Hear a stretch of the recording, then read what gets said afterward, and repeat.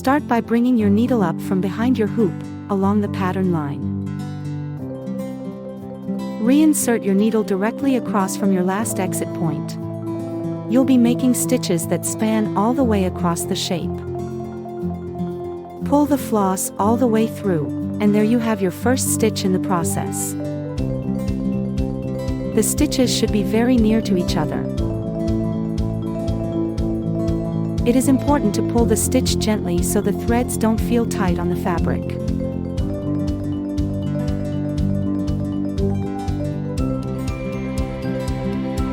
Satin stitch is a fill stitch covering small areas with smooth, close stitches that lay flat on the fabric.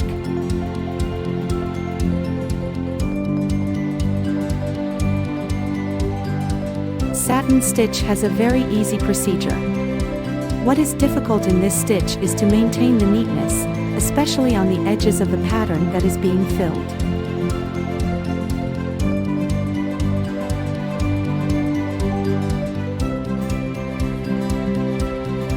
When doing a satin stitch, we have to make sure the stitches are not pulled too tightly as it will distort the fabric.